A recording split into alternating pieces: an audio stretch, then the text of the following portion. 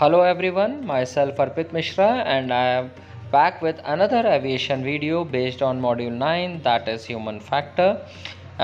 This time I am going to discuss about some non-technical topics, that is what are the role of supervisors, what is leadership, what are managers and what are their roles, what is peer pressure in an organization, how communication affect our maintenance.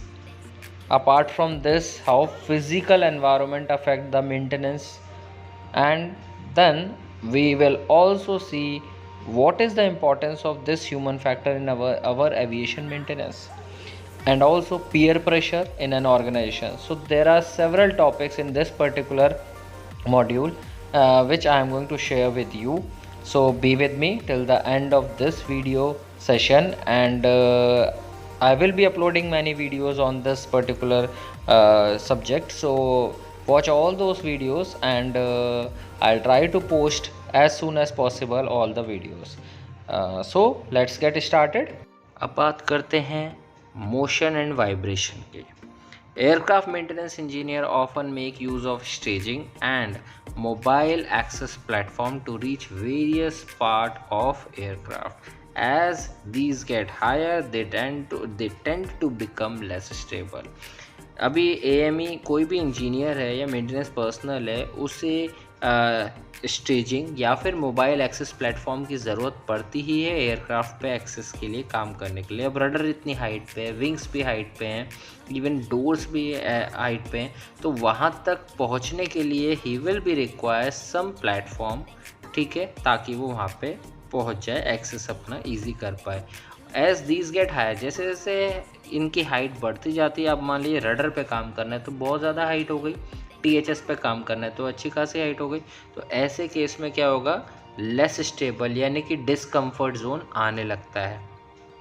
For example when working at height on a scissor platform, जो left में आपको diagram दिख रहा है, this is known as scissor platform, ठीक है, scissor platform. और cherry picker, this is what the cherry picker की सोर्स से लाइक क्रेन. तो अगर वो एक बोल्ट को फिक्स कर रहा है एयरक्राफ्ट में with the help of some tool, तो it might there might be some chances कि जो वाइल फिक्सिंग द बोल्ट वो थोड़ा प्लेटफॉर्म थोड़ा हिले. अब अगर वो प्लेटफॉर्म हिला तो इस केस में क्या होगा, वो पहले बैलेंस पे ध्यान देगा इंस्टेड ऑफ द वर्क, तो work will get affected. So this is what getting discuss in upcoming slide. Any sensation of unsteadiness may distract an engineer as he may concentrate more on keeping his balance than the task. Furthermore, it is vitally important that engineer use mobile access platform properly in order to avoid serious injury. तो ये भी important हो जाता है कि mobile access platform को properly use करे ताकि सीरियस इंजरी ना आए.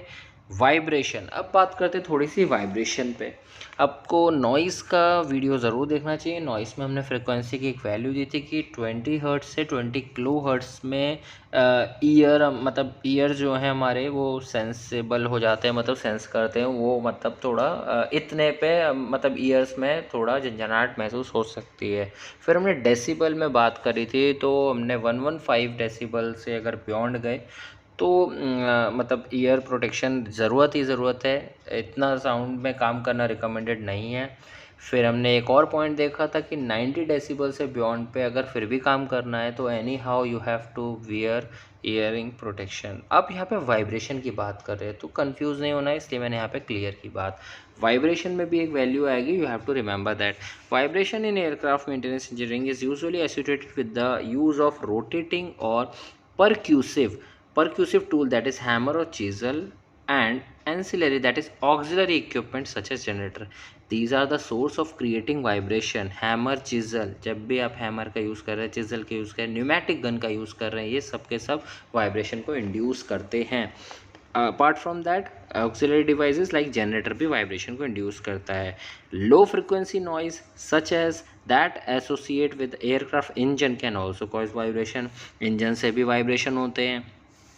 देन वाइब्रेशन बिटवीन 0.5 हर्ट्ज से 20 हर्ट्ज, तो वैल्यू ध्यान रखना है आपको.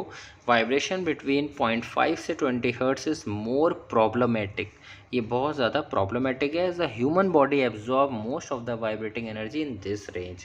वहाँ हमने नॉइज़ की बात करी तो 20 हर्ट्ज से 20 किलो हर्ट्ज में ईयर को सेंसिबल बोला था, ठीक है। तो यहाँ पे वाइब्रेशन की बात करें तो 0.5 हर्ट्ज से 20 हर्ट्ज, 0.5 हर्ट्ज से 25 हर्ट्ज को, सॉरी 0.5 से 20 हर्ट्ज को प्रॉब्लमेटिक बनाया गया है, क्योंकि ह्यूमन बॉडी इसी वाइब्रेशन एनर्जी को एब्जॉर्ब करती है।